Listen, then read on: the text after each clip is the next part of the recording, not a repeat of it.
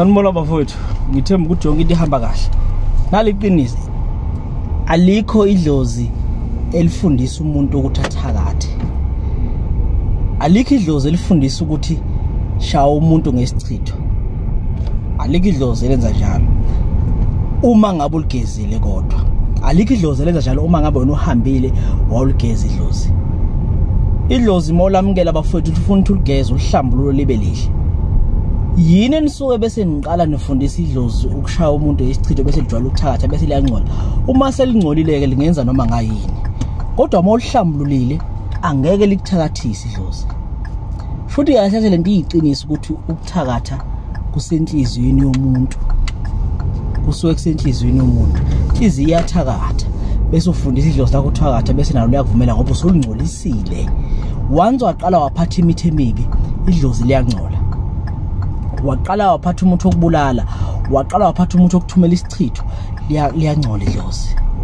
Wafunga ngokuba enhlizweni sewungcolile usudinga ukuhlanjululwa. Asiqapheleni bafowethu.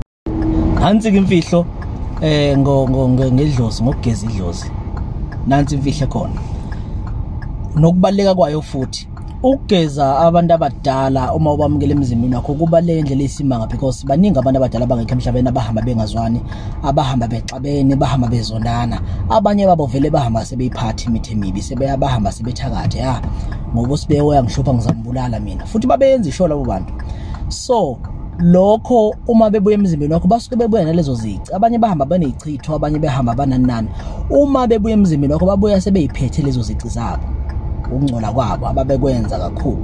So uma wabuye bageza wena usuke uyibalekela ungayifundi izikuthinde ngoba nawe uzogcina usuyibona uphatha umuntu othakathayo, ugcina usuyibona unenhliziyo embi ebeyanduzalo ungenayo, ugcina usuyibona usuzonda abantu into engekho ngenxa ukuthi leli dlozi libe nezici kuwo akaligeza. Uzogcina usuyibona unezichitho ungazi uyithathe ibichithi. Ingakho nabantu bathi thina sinesichitho, isichitho sedlozi.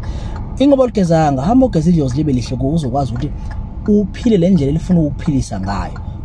Asiqapheleni ke lapho futhi kubalekile ukugeza idlozi noma uthi uyawasaba amanzi kodwa ukugeza idlozi kwenze kube into oyithandayo empilweni yakho. Kubaleka indlela esimanga ngoba kusuza into eziningi lingakusindi idlozi. Uyabona? Kobe sikuyalunga bafowethu ngiyabonga.